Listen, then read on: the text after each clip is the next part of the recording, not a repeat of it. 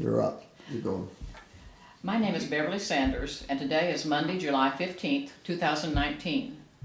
I'm visiting today with Kay Braught and her daughter Nancy Burton at Kay's home at Rivermont Senior Living Center in Norman, Oklahoma. We will visit about Kay's years of work in different ministries in the Methodist Church, and Nancy will assist us in remembering some of the details. Joe Sanders will be assisting with the recording equipment, and sometimes he may also add a question. This interview is for the historical records of McFarland Memorial United Methodist Church, as well as the Voices of Oklahoma United Methodism project of the Oklahoma Conference Oral History Research Program, which is coordinated through the Commission on Archives and History with the support of the Oklahoma United Methodist Historical Society. That's a mouthful. That ought to get that documented. Kay, would you introduce yourself to us? Tell us about where you were born and when you went to where you went to school, and maybe a little bit about your childhood. You may have to remind me some of them. Okay, I'll go through and see that you cover all of them. So you want to start with telling us where you were born and where you went to school? But I was born in Iowa, near Indianola, and it was on a farm, a dairy farm. And I went to school, a one-room schoolhouse with 8 grades. And I got started a little bit early because my sister, who was 2 years older, was afraid to walk by herself. Oh. So my mother, with me in hand, would walk to school with my sister Irene. And then the second year, Mama said, well, I don't think I need to go. You just walk with her. So I walked with Irene to school because she was afraid of cows. Oh, my. That's hard being on a dairy farm. And Mother wasn't. She was bold. No, my mother was afraid of bulls. Oh. And so she had made that so plain that it was in Irene's head that there might be a bull somewhere that would chase her. So anyway, when at the end of the first year that I went without Mother, but with my sister, teacher said, well, we might as well promote you to 2nd grade because I've been sitting with the 1st graders. And so that was where I lost 1 year. And then in 5th grade, there was just one person in the grade ahead of us. And so they moved us all with him. So we skipped another grade. So I graduated at 11. In the 8th grade. Finished the 8th grade at 11. Started high school at 11. Wow. And then graduated from high school at 15. And started college at 15. Oh, my goodness. And so I finished college at 19. Yeah.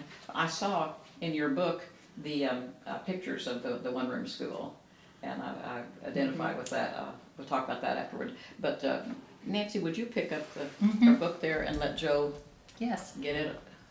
This is Can you just get a that one? series. Mother just wrote a series of short stories, little vignettes about her life, and we added pictures, photographs that go with the stories. And my sister Judy really typed everything out, and then she had them bound, and so we have books, and all the grandchildren have soft copies of Mom's stories. So it's a treasure to all of us. Oh, I imagine. How wonderful. And her school, one-room school, is a historical building on the county fairgrounds in Indianola, Iowa, so we can still visit. It's Mount Oh, Hope. great.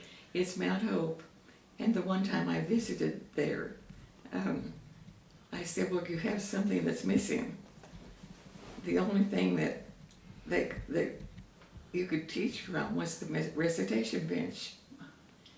And so you can't just have a bunch of kids here and a teacher here. You have to have something in between. And so that's where we always had the teacher question us about. Oh, so you would go to that in-between area when she was going to... So you have to have a recitation bench when she's teaching you. Oh, yes. Well, mine wasn't quite like that, but we'll talk about my one-room school later. Tell us about your husband, where you met him, and when you married, and where you lived after that, and a little bit like that. Well, in my hometown was a Methodist college called Simpson College. And they seated the students alphabetically for chapel 3 times a week. And Jane's name and my name alphabetically were right next to each other. So I sat by him for 4 years in chapel. And so we got pretty well acquainted and we just stayed together. That sounds like a good idea. And how long did it take before you decided to get married? Well, my father said that both my sister and I should work a year before we got married in case we ever needed to support ourselves alone. And so as soon as the year was up, we married. And you taught school, I right? taught school. You taught school for that year you were supposed For to that work before year. you got married. Before you got And married. school was out on a Friday night and we married on Monday. Oh yes. Was Dad teaching then too? So he was a teacher also at that time. So you got married. What did you say? What year that was when you got married? That was in 1941. 41. 1942, I'm sorry. We got 1942. out of college in 41. And you first lived. In Pender, Nebraska. Mhm. And that's where he had taught the first year. I see. When and how did you leave Pender, Nebraska then? And where did you go from there? Well, we came back to Iowa. Gene was always wanting to go one step higher. Uh-huh. And so he had a job at East High School in Des Moines, which was the largest high school in Iowa. And that's where he had graduated. Okay. And so anyway, their band director had been called to the service. This was during World War II. Uh-huh. And so Gene became the band director at East High. I see. Well, let's take a little side trip here and tell us then about your children and grandchildren. I always like to talk about that. Isn't that fun? I have 8 grandchildren and 3 children, so anyway. And some greats. I have some greats. But my daughter Judy had left today at about noon That's for what- California again Uh-huh. with her 2 sons. And my goodness, they're great big guys. I hardly knew them. And then Nancy's husband had 2 boys when they married. I see. And so they're mine too. Mm-hmm. And they're wonderful guys, and they live in Austin, Texas.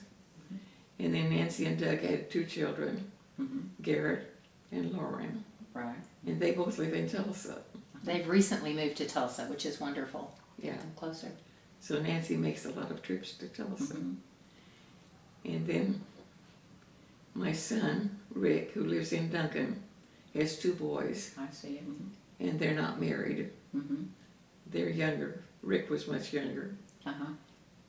When he was 15 years younger than I and am. Nancy was in high school, and Judy was just ready to finish high school when Rick was born. But anyway, those 2 boys, one of them works in a Christian camp in Texas, Oh, uh-huh. and he's decided to come back to OU. He'd already graduated from OU, but he's coming back for an architectural degree this fall. And then the younger one down there, Branson, is Grant, and he is in college at Claremont, California. Claremont McKenna, and he plays football. And this summer he was in what do you call it? He was doing an internship with Senator Langford, He was Washington, D.C. Wow. he worked with him during the summer, and that was really quite an I experience. imagine. And what age is he now? He was he'll be a sophomore in college. College or high school? In High college. school. Oh, college, uh-huh. Wonderful. And how is it, I had made myself a note that your husband's help had something to do with your winding up in Texas, in McAllen, Texas area. He had rheumatic fever when he was in junior high, and always in the wintertime he would have trouble. One time his band room was up on the 2nd floor, and the coaches would have to put their hands together and carry him upstairs because he couldn't walk. I didn't know that. But he didn't ever have any problem when we lived in Texas. So they went to southern Texas. We went to South Texas where we didn't have wintertime. The Rio Grande Valley. This one? The Rio Grande Valley, very okay, bottom yeah. part of Texas. That's why everybody always refers to the valley. The valley. I never was sure which valley they were talking about. Well, it's the same one that we hear about now with all the Our youth. refugees. Oh, yes. Mm-hmm. And the youth. And we went there, one of the reasons, we wrote several places, but that was where my grandmother lived. And my uncle, I got an uncle that lived there, and a great uncle that lived there. I had a bunch of relatives that lived in McAllen. So did it turn out, was the climate there good for his health? Great, Wonderful. never had a problem. Is that right? Well, that's good to know. And her grandmother, Grandma Glasscock, who lived down there, had traveled in covered wagons. So she had even gotten lost on the way, and they realized they didn't have her. They had to circle back and find her on the prairie. So, And this was, when was this? oh, My grandmother, In the in the 1800s? 1800s. Mm-hmm. but she was such a close person to me. We made so many trips from the valley back to Iowa to visit. And she'd ride with us both ways and would entertain us all the time. Oh my, I can imagine. And now, so he was teaching band in McAllen, is that, and were you teaching at that time also? No, because I had a new baby. You had a new Her baby, who name was was? Judy. And that was about 75 years ago. Oh, yes. And so when did you leave? He taught at McAllen then for several years. When was it that you left McAllen, and why was that then, if you were getting along and it was good for his health there? Well, if I'm remembering correctly, we left McAllen to go to Del Mar College. Mm-hmm. And that's when he started college work. I see. And what's the name of the college? Del Mar Del Mar. And that is where? in Corpus Corpus. Christi. Okay. But we lived in Weslaco in the Rio Grande Valley before Corpus. Is that just near? Right, McAllen? McAllen. So we lived in the valley, McAllen and Weslaco. Just doesn't And look Dad like- was principal and band director, and I went through 5th grade in Weslaco, and then we moved. Now, was that to all Corpus. before he had gotten to his college work? Mm-hmm. So he was a principal before he ever got his college work? Mm-hmm. Wow. Things were different in those days, weren't they? Well, I mean, he had graduated from Drake College in Oh, he had Iowa. graduated from college, So okay. he had his Right. master's degree. Yeah. I see, so, Mhm. okay, I see what you Mhm. mean. Mhm.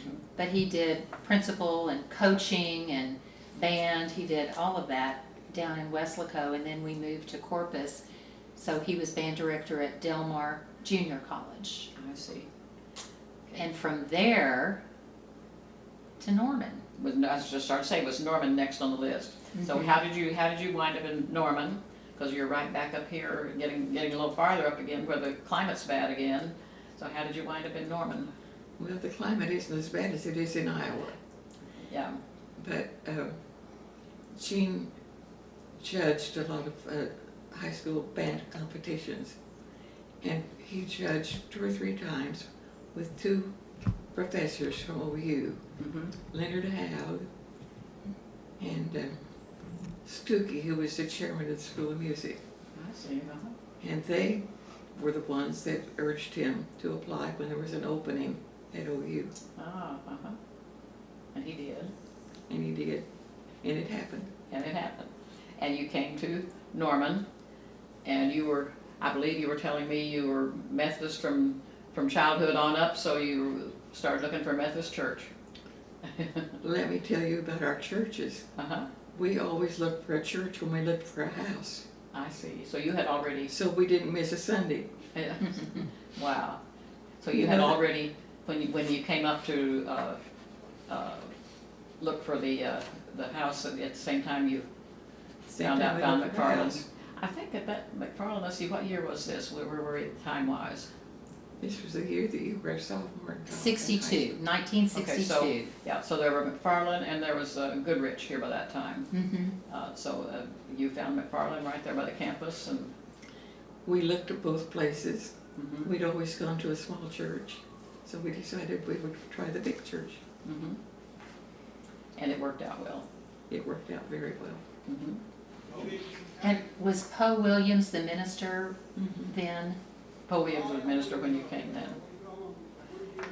I've been trying to, he came after Dr. Crutchfield, I believe, is that correct? He did, and just before Wayne Coffin. Okay, And so, Featherston. Featherston before Coffin. And so- Featherston came after Coffin left. Oh, did he? Yeah, we were here by that time. We weren't here when Coffin came. Okay. But Mhm. Coffin had just been reassigned to us at conference. And then a few months later, St. Luke's needed somebody, and Wayne Coffin was the one. That's right, because I was here in the Coffin years, and then I missed Featherston. I was off. Yeah, he was only here 2 years. 2 to 3 years. Right. Mm-hmm. Kind of an odd one. Okay. So how were things at McFarland in those days? What was some of your first impressions when you arrived at McFarland and in Norman and OU? Just what did you think of the place? Had you been here other than to come and look for a house and the job and the church? So Norman was new to us, but the church was wonderful. But the church has been growing in its mission Mm-hmm. all the time. But it was pretty good back then too. But I remember when Linda first came, it seemed like there was just a breath of the Spirit that blew over Yes. McFarland. Yeah, she has brought Absolutely. something new and special, that's for sure. Mm-hmm. So, at those, I'm sorry, yes? Well, those were the days too of Harold Hunicke and some of the stalwart members of our church, and Vestal Avery. There was a picture of Mom with Harold and Vestal in one of the anniversary magazines. But so many, McFarland's just been filled with dedicated workers throughout, and certainly there were many in her day. So. And we had a picture in that Yes. 50th anniversary there with you, with Vestal Avery and Harold Hunicke, I believe it was. Mm-hmm. I think I was president of UMW then. Probably were. In fact, it says in there that you were. So I think, like I said, I think that you must have been in and out several times, because I found several different time periods when you were listed as president for different things. So that. Yeah, I really didn't keep track of that. But you were obviously doing a good job. So,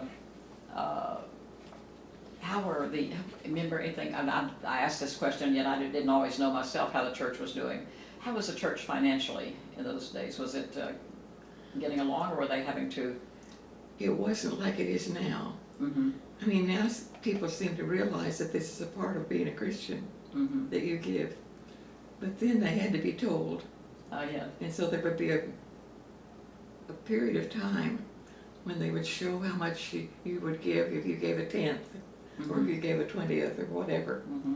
And there were all sorts of little drills to help us to figure out what we could do.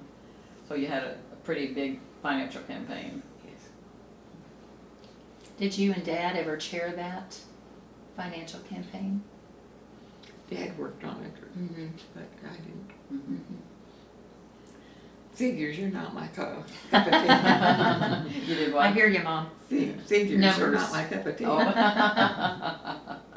You did a lot of other things, though. Well, we were and talking about the transition there. It sounded like you all made the transition pretty well. How about the kids? Did they have any trouble making the transition? When we came to Norman, it was a kind of a natural transition time, because Nancy was going into high school from junior high, and Judy was going into college from high school. So they would have a bunch of new things New anyway. people. I wasn't really happy about moving and leaving my friends at that age. But gosh, now I've been in Norman over 40 years. It's home, and I can't imagine living anyplace else. And you kept on with your best friend forever. I did. Still in touch. That's Yes. wonderful. We've already talked about some of the church leaders at the time. We had talked about the Avery and Harold Hunicke, and you mentioned Leonard Hogg. Hogg, am I pronouncing it right? Hogg. He was band director prior to I've Dad. run across that name a lot of places. And of course, Buddy Pendarvis. Oh yes, and Buddy Pendarvis. Tell us about Buddy. Well, June and I joined the fellowship class, and we had visited Nancy, and we always went to the fellowship class anyway. So Buddy was very familiar to us. So yes, their second time. They left, retired in South Texas, Right. where I they've think been and then came back. So she jumped right back into her same class Still that had all they'd the- been in the 60s and 70s. So about how long were you gone when you left and then retired and came back? You left Long Weslaco, you left here, Lauren was 2, so that was probably, she was born in 81, so probably 83 or 84. Well, Jim was mayor down there for 10 years, but that was Right. later maybe. Mm-hmm. So there was a break in there when you were gone, but Nancy was here, Mm-hmm. and then when you came back, you were able to just start right back in. Yeah. And when we retired back to Weslaco, that was when Jim was mayor. Mm-hmm. I know, I moved back here, and Lauren was a little girl, my daughter was 2, and I said, Dad, how can you move? Your favorite child has moved back here. And they had already had plans to build a home in Weslaco. They loved the valley. And it was great for them because Dad did run for mayor, and then he was mayor for 10 years and made big differences in that community. They have a theater now by City Hall that's named after Dad, and so he went somewhere where he made a huge difference, but they made a big difference in Norman and McFarland as well. But Mom moved back here then after Dad passed away. I see. Mm-hmm. So it sounds like you all made a big impact wherever you went. And she was president of UMW then. I just started to say we're ready to talk now about women's activities. Mm-hmm.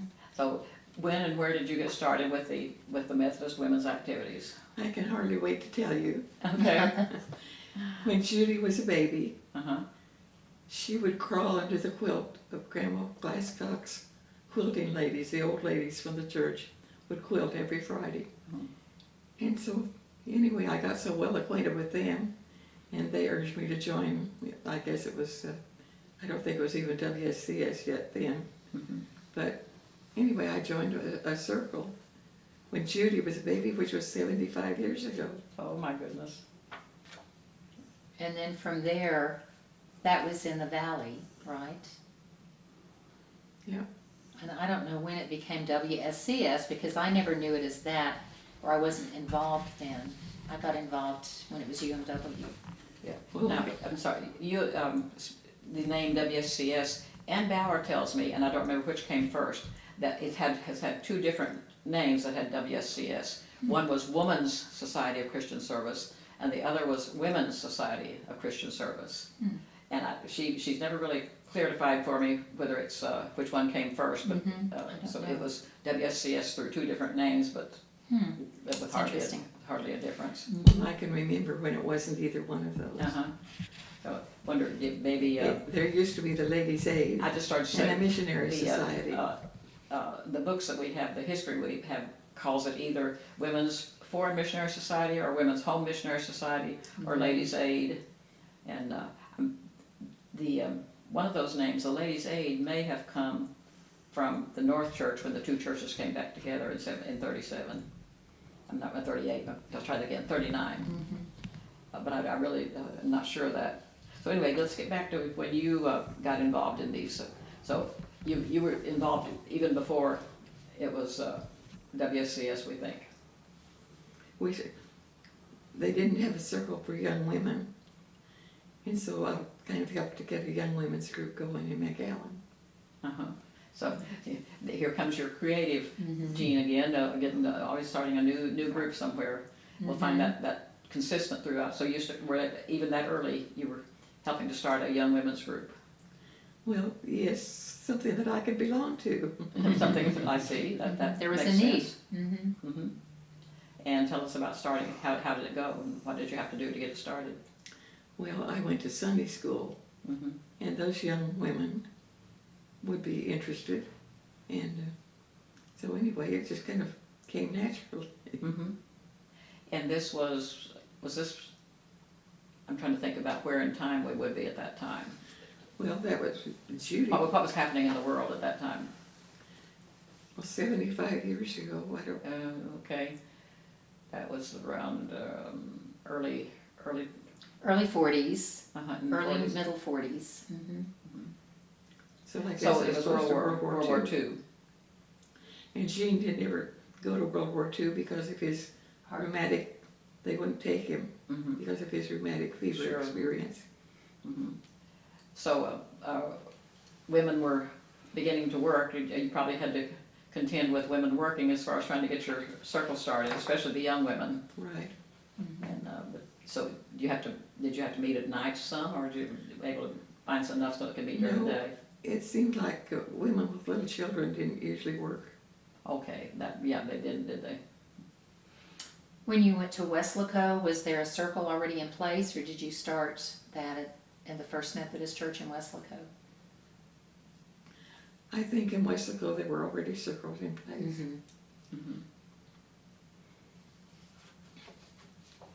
So what did the women's groups do? You've mentioned that they some of the older ones were quilting and things like that. What did the women's groups do at that time? You know, from whatever the headquarters are, they urged women to try new things in their circles. Uh-huh. And I remember there were some circles that did arts and crafts. Oh, mhm. And that's when I started the wedding reception. Okay, that was here in Norman when you started the wedding reception group. And tell us about how that got in, where you got the idea and how it came about. Well, I decided that women who got married should have an alternate to the receptions that they had in the outside world without alcohol. Mm-hmm. And so we started it, and it was very popular. We had a lot of weddings, Oh, I think so. and I think I told you I ironed a lot of organdy. Oh, yeah. That was before organdy came Mm-hmm. already stiff, Oh, yeah. and so you had to dampen it down and roll it up, Oh. and then iron and iron and iron. Oh, my. Uh-huh. But we served a lot of people. Any had- idea how many wedding receptions you served over the time? That's a terrible Oh. question to ask. I don't know, but I would guess maybe Hundreds. 40 or 50. Oh, I would think more than that. So many a year or It might something? be. Mm-hmm. It just had to happen when somebody wanted to get married. Yeah. But we had our own closet down in Meyer Hall. Yeah, I remember that. Mm-hmm. I remember having to go down there and Lorraine Raper and I going down there and inventorying that and all the glassware and things in there. And I think it had a heavy rain and things got wet down there. We had to go and pull things out. I That remember must be that. during the time when you were gone, probably. I think and she made the most beautiful mints by hand, little mints that they served at the weddings. They were gorgeous. Oh, I get Little molds, Mhm. and Oh, yes. they were Mhm. beautiful. Wow. So they'd have the reception there just so they could get your mints. All down in Meyer Hall, yeah. Uh-huh. And one wedding reception we had outside the church when Nancy McCall's daughter got married. We had the reception in her yard. Oh my! So you had to move everything to the. Were they still the same? Were they at the same house George down? Cross. I can't remember what the name of the street is. George Off Cross. 20. Mhm. George Cross. Oh yeah. Mm-hmm. That must have That's been really interesting. It was a really pretty reception. something. You've already said that they were already organized into circles at these early times in UMW. Did they have the officers in the circles? Each circle has a chair and all the other officers in there. Yeah. And they would do, as you were already saying, that at that point they were venturing toward doing other things besides the mission studies. In fact, that's another question. Did they already have the mission studies that a lot of groups would study? Always had done the mission studies. And the mission studies, every year it seems like there were 3 missions. And then there was one that was geographic. Mm-hmm. We learned about another country. Uh-huh. And we always took a load of people to school of missions, both in Weslaco and in the valley. Uh-huh. And in the valley, in Weslaco, we just went to Oklahoma City. But No, in here. the valley, Mm-hmm. yeah, here, we went to Oklahoma City. Oklahoma City. But in the valley, we had to travel probably 200 miles. Was it Kerrville? Mhm. And we would go to, Kerrville? No. That's where Mount Wesley was. It wasn't Kerrville. But I know you had to travel several hours. I can't think of it now, probably. And this was, you had to travel several hours, and what was it, what The did you School do? of The School of Missions to Missions. get Oh, there. you went to the School So of we Missions, had it so okay. close here, but Okay. And so when we went, we always took the cars loaded, Mm-hmm. and they I were think loaded so. because we had all of our And you would have to bedding. stay over, you wouldn't be able to commute that way. Mhm. Right. So it was a little bit different going to School of Mission then than it is to just hop from here up to Sure. Oklahoma City and back. It might have been Kerrville, Nancy. I just don't remember. Well, I went to Mount Wesley Camp and I was thinking that, but yeah. And if the UMW, or the women's organization, we'll say, because we're talking all of them, both WSCS and the UMW after things were changed, they were still organized into, they still had, if they were in circles, they still must have had unit meetings to have people, Right. all the circles could come together. Were those well attended in those days, are they? The unit meetings were pretty well attended. And what would happen at the unit meetings, do you remember? Did you have a meal? Was it dinner? Yes, we always had a meal. No, some of them were in the morning, but we said at lunch. Probably had lunch afterward, just like we do now. Mm-hmm. But one of the special ones for me every year was the one that was, they had a meeting in June and nothing else then in the summer. And there they told about all the studies that were coming for the next year. And that was always special. I see. Which we still really do. We have that June We have- meeting and we. They set a good pattern, I think. We Mhm. followed right to it for many years. Mhm. Beverly, I was just going to say quickly that I hadn't been involved in UMW, and then when I moved back the second time around, married, I was agreed to be vice president in the mid '80s, and Martha Rust was president, and she had a heart attack, and I was pregnant with Garrett, and I assumed her position, so I was both president and vice president and goodness. pregnant. And I thought, all these ladies think that I know so much about UMW because Mom had been so involved, and I really didn't, but they were the most gracious women wow. and So supported me. how long did you have to hold both offices? Well, the rest of that term, but then I became president after that, so I served I as see. president. Well, in But fact, I was looking at what yearbooks we do have, what they go through, and I found in there that you have had an office just about every year that I had a yearbook for. Mhm. You were in Mhm. something Mhm. there during that time. She And- taught me well. And then I found that you were in Circle, I believe it was Circle 6 for a while when you first came back. In fact, we said this the other day, that you were often in more than one circle, because at the same time you were doing Circle 9. I was always in Circle 9 because that was my love. The reading. Yeah. Just on a kind of a sideline, tell us how you feel about reading. You mentioned it before, how much you like to read, and tell us about. Well, I guess it started when I was a little girl on the farm. We had a big house and a full attic. And my sister and I used to love to go up in that attic when the temperature wasn't too high or too low. And there were all of the books up there that had belonged to my aunts who had grown up in that house. And we would sit there and read and read and read until my mother would say, "Girls, you've got to come down." But I've always loved to read. Well, and she did the reading program for UMW almost every year. did, She right. would do all of the books for UMW. I know that she always did, while you were in Circle 9, I know that you always had the reading program done, and one of the few of us that did. They did the Right. reading circle, but Right. but we didn't quite make it. But you were always completed the requirements on the reading I had program. a lot of certificates. I imagine. And speaking of that, what's happening to all your UMW memorabilia? Is Nancy taking care of it? Do you still I have it? haven't kept it. You haven't kept it? Oh my goodness. Well, she's had ribbons galore, but I think too many moves, and they just haven't It made can it. happen, can But it? you probably still have your pen, Well, and you know, and I have my pen. And I have you two. downsize from time to time, and some things have to go. yeah, they've had several moves, so. And right in line with your starting circles, I believe that you're pretty much responsible for starting the circle for UMW here at Rivermont. And tell us about that. Well, there seemed to be some people that had been like me, they'd been in UMW somewhere else. And some at McFarland.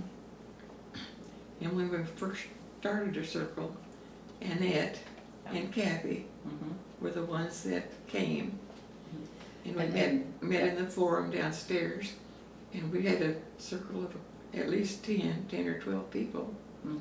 But they keep dying. Yeah, well, that does happen, and for the sake of knowing who we're talking about, that was Annette Dennis and Kathy Whitten that were coming out to meet with you. And they were so good. Both of them were. But Kathy still comes. Right, and Annette died just during the past year. Gloria Jean Finn used to come too Yes. for a while. And she still comes sometimes when she's in town. But we have 3 of us that are pretty regular. And then there's a lady that lives across the street that comes. I remember them mentioning that. So there are at least 4 of us, plus the leader. Right, and you use the UMW studies, the mission studies? We use whatever Kathy has for us. Okay. So just let that Kathy bring whatever she's studying for her other. And she brings books and lets us look at them to see if that's what we'd like to study. Good. And I understand that a lot of times now that the group just meets right here in your room. We do all the time. All the time now. Because I can't go anywhere. Yeah, that's wonderful. So how does one of your meetings proceed? You just visit and then you study and fellowship? Discussion And we don't eat. And we don't eat. That's different. Well, ours doesn't I thought all either. UMW groups ate. And my circle now has over 30 members, and we don't eat either, but we have a great time.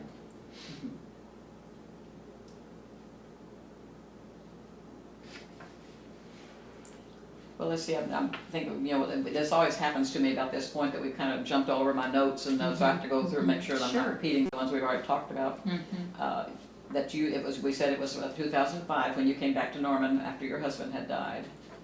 And that was very easy at that And time. it was after Nancy's husband died too. Oh, is it?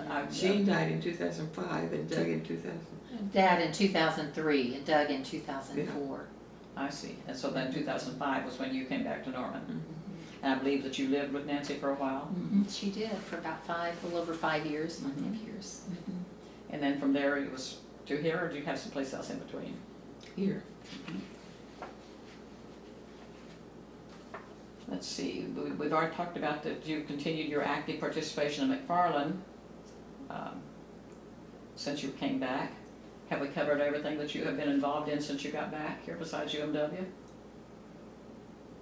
I think so. Well, I think it was so amazing that she came back and jumped right back into her circles, right back into her Sunday school class, and was very active until she just couldn't get around as well. But I mean, it was almost like she just didn't skip a beat. And that's, to me, that's such a mark of a welcoming church where you've been gone for a while, but you're welcomed back and have friends that you knew, and some people sitting in the same pews in the same place they sat in before. So it was nice, like a homecoming for sure for Mom.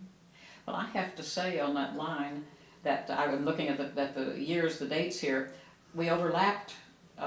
We got here in '76, and I believe that you didn't leave until '84 that time. So we overlapped at that time, but I had never met you during all that time. I knew the name Kay Braught, everybody did.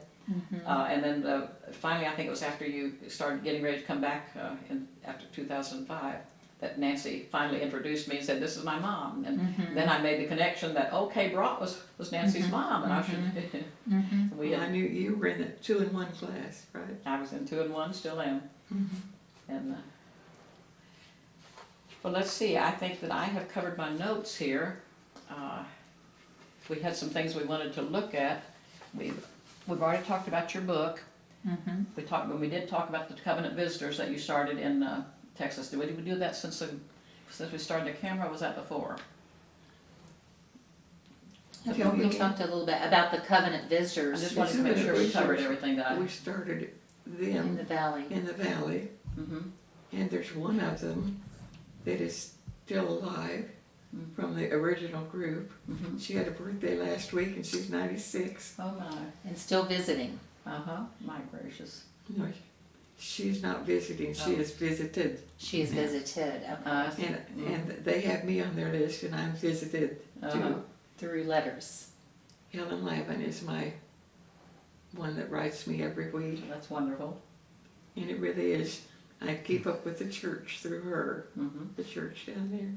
That's just wonderful. Dad was the choir director in that church, and an interesting thing, Beverly, that the church in Weslaco is where our youth group started going to the valley on mission trip. Sure. I would have missed that. And Mom and Dad were the point people, the connection people that helped them get that set up so that the kids could stay in the First Methodist Church in Weslaco. So they were really instrumental in working with Scott. This is when they were crossing each day into Mexico to work on. That's when they were going to Mexico, right? And they would cross the border each day and then come back that evening and stay In the church. I think in the back of my mind that I had heard that before, but I had forgotten it. And both my kids got to go, and I always think that maybe somehow Mom and Dad changed the idea of a mission trip because they would drive over in their nice car to give lemonade to our daughter who was up on the roof in Mexico. And then when Garrett was there, the kids all had to wait in showers, but Garrett and his friend would go to Mom and Dad's house and take showers. So they cheated just a little bit on the mission experience. Well, it's hard to find enough showers. I imagine. So we Provided. found some churches, other churches that would help our kids out. But again, Garrett really enjoyed coming to our house where he didn't stand in line. And you know, speaking of the showers, I'm just sitting here thinking that I believe that movement going at that time started a whole new way of thinking in a lot of churches. When they were building the addition to McFarland, one of the primary things that they had to have was showers, so that they could have mission groups come to McFarland, Right. or when they had the youth group for their overnight what they call it, lock-in. Well, they had a small portable they put down in the men's restroom on the basic floor that they were using, and that's not very satisfactory. Right. So, at that time we had some kind of a program, and one of the little girls was telling me, I had to recruit a little girl to speak about the addition when we were working on that, and that was in her speech up there, a little tiny girl in the pulpit up there said something about, I can hardly wait for us to have mission trips and have the showers here at McFarland. Something to that effect. That's cute. So, well, let's see, have we covered everything? I'm just sure we haven't, and think of all kinds of things afterward. Well, I think both Mom and Dad had just always been active. They were in McFarland 2 different times, but Dad was usher years, and he was tall and just a presence, and he reminds me a lot, or Mark McGuire reminds me a lot of my dad, just built that presence. And I just remember Dad always ushering, and Mom in UMW, Dad served on search committees. They were just always so active. I mean, and we never had a choice. Sunday mornings we were dressed and we were going to church. And I have done that with my kids. They didn't get a choice. We didn't always feel real reverent when we got there, but we got there, and I think you just build habit in your family. That's what we do on Sunday, and the church meant so much to them. It means so much to me and to my children. So it's a joy that's been passed down, a great legacy that they've So you left. come by all of your Involvement. involvement. Naturally, you So, just was learned from the ground up. I'm a congregational care minister. I've been a Stephen minister and active in UMW, and so I'm so grateful to parents and grandparents that church was important, involvement was important. Grateful. Well, Kay, I thank you so much for taking the time, and Nancy, both of you, for taking the time to talk with us today. And I have learned so much. I learned so much in my first conversation, and even more in this one. So it just has been a joy. And Thank you so much for visiting with us. Well, you're so welcome. It's something we like to talk about. Wonderful. Love it. Fun to think about all the history. The plates on your things that were given to your husband when he left OU. Okay. Oh, I'm thinking we had. Was this the is it one? on the back of yours? There's a back on. There's on the back of that Which one? chair. On the back of this one, and I there's think one on it's- the chest over here. Yeah, it's on the back of this chair. This was when Dad retired from OU. If Joe, if you turn it around, will you be able to still catch Kay's Yeah. voice if she tells you what the plate there is about? And it says the date was this retirement Okay, let 1998? Nancy tell you about it since she's right there beside you. 1998, was that when he retired? Oops. That's good. It may not Let show. me see if I can. I think if you, let me take the camera loose here. Oh, Hang that- on a minute. I think that one shows. You up can there. look This at the one front of does. that or in the front.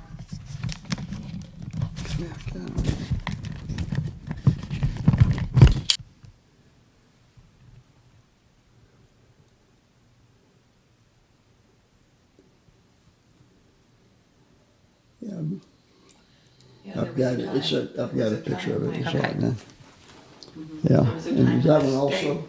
You got to bring it over This here. one Well, huh? right that just came Oh. later. That was, Actually, this is not from the OU. This is from when being Mayor Jean Braught and First Lady Kay Braught. well, that chest was given to them when, after his 10 years of being a mayor. But I can get a picture of it, but not of the Look at the plot. chest. And, Yeah. And it was filled with all sorts of things. oh, gosh. One of the things in it was that lamp over there. Oh my goodness. Yes. That one there. And another thing that was in it was a fireman's hat from Westlaco. Oh. Yeah. So can you get up where you can see the thing on here? Or have you already gotten? Oh, you Might be. not be able to get across that far. Not really. I mean, I'll try to see what I can do. Ray. Now this plate says. Are you ready? Yeah, go This ahead. plate says Mayor Jean A. Braught and First Lady Kay Braught.